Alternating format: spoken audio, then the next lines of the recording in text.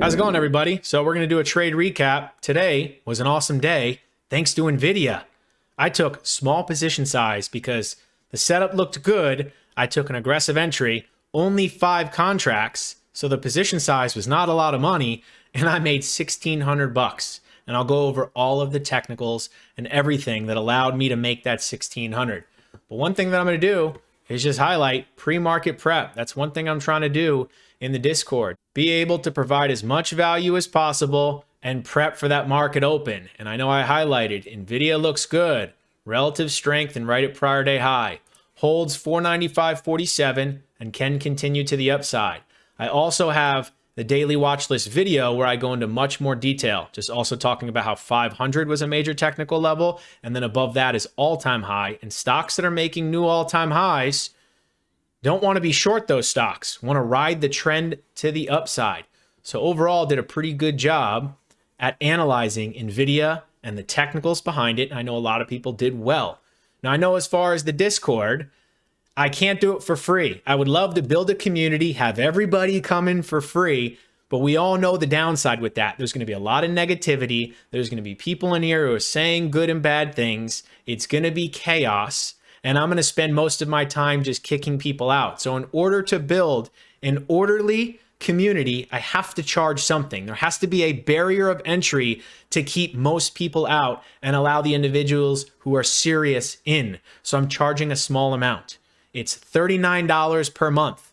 If you're interested in joining and checking it out, there's going to be a link in the description. You can sign up. You get my day trading guide for free. If you haven't purchased it already, when you join, you can check it out for a month, and if it's not for you, you can always just cancel. But I can tell you that I'm having a really good time building a community because I'm not sitting here doing this alone in my own thoughts. I get a chance to share the good and the bad with others in a world where this is very lonely to do by yourself because most people on this planet can't relate with traders. So it's nice to build a community of other traders. Now let's go over the technicals on NVIDIA. I have been posting NVIDIA nonstop on my socials, saying that if this thing can eventually get over 500, it feels like it has a run through all-time highs. And if it has a run through all-time highs, it's going to have one of those days where there's a large up move. That happened to be today. But now let's just break down the technicals, keeping it very simple.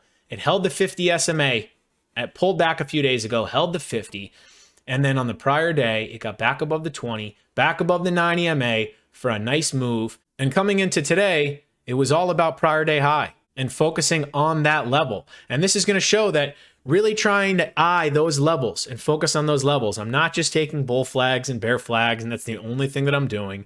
Also reacting off of key levels and knowing that in order for a stock to go higher, what does it have to do first? It first has to clear out prior day high if it's trading close to it. It also happened to have pre-market high just above. So that was a benefit as well, kind of a technical level stack. You had prior day high right there, it was trading at it, and then you had pre-market high just above, and then you also had 500 above, which is a major psychological level. That's where a lot of liquidity is most likely going to be because it's a whole number, a psych level. If we get above 500, then there was the possibility for an all-time high push. Now, I did not hold this as long as I could have because I'm a scalper, so I took the quick move. I probably should have been aware that if this gets through 500, it has the potential to do an all-time high push. So this is the rare instance in which I should try to hold my position. Lesson learned. But even with that being said, I got a nice move on it. And even though I left a lot on the table, I'm happy that I was able to make $1,600 on a relatively small position size. Now let's go over the intraday and I'll break down where I got in and where I got out. And at the bottom of the screen, you're going to see the execution. So I got in pretty quick. There was no real pattern. What it was is a reaction off of a key level that I highlighted in the pre-market prep, 495.47, also realizing that it was clearing out pre-market high. So as long as it holds that level, I feel good about it. Ended up getting in very quick, took an aggressive entry, 495 calls, 5 of them at $8.65. Ended up making $1,600 on the trade, but just want to show the entry was pretty quick off the open, and I will break down what happened.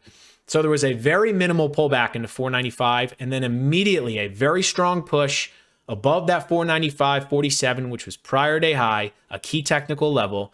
and then it got up to that pre-market high. So I felt good about it. In my head, I was thinking, hey, if this can kind of hold the low of this 2-minute candle, if this holds that 495.47, I feel pretty good. If it flips back below it, that would have been my out. So I ended up going long on the first 2-minute candle, which is rare, but I made a decision off a key technical level to go long.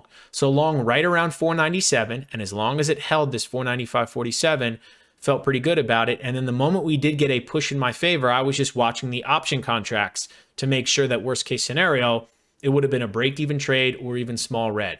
So first 2-minute candle opens very strong, gets above key technical levels.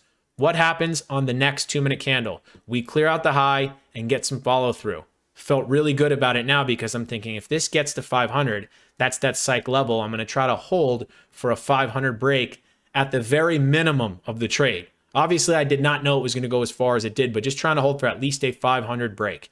And then we had the push. We did have a little bit of a pullback, but you can see that even on this pullback into 499, we wicked right off of it. So it shows buyers are stepping up, knowing that 500 is a psych level. I was willing to hold through the pullback, making sure that if this ended up dropping, coming back down to my entry, those option contracts get back to flat, I would have got out of the trade. And then the next candle had a very strong push through 500, pretty aggressive. And then it closed strong. And on that next candle, when it made a new high, so held that 500 psychological level, now trading above it. So 500 is going to be support, closed above it. And then that next candle push, I ended up getting out. And I sold all 5 contracts at $11.85 to get a $3.20 move on the contracts. And I was in the trade for almost 8 minutes. Yes, it did go a lot higher, but nobody knows that that was going to happen. I think on days where there's a major technical catalyst, where a stock is potentially making a new all-time high, something that I could add to my trading is waiting for a 2-minute candle to make a new low. Because if I simply just implemented that 2-minute candle low trail out, I would have been able to hold this trade all the way up until this candle right here, when it finally made a new low. And talk about getting the meat of the move.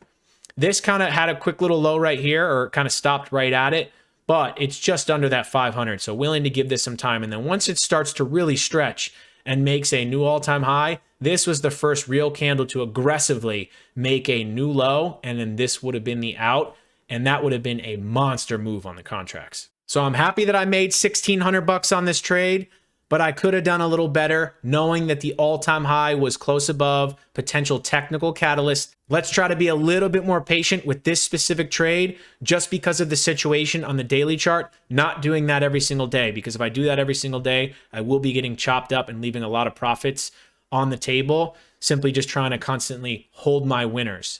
It's situational, and every now and then there's going to be the setup where it's worth holding. Otherwise, taking those quick moves and scalping is going to be the way that I want to go. So that was the trade recap. Overall, pretty happy with the day. Thanks for watching. If you got any value, go ahead, like, comment, and subscribe, and I'll see you in the next one.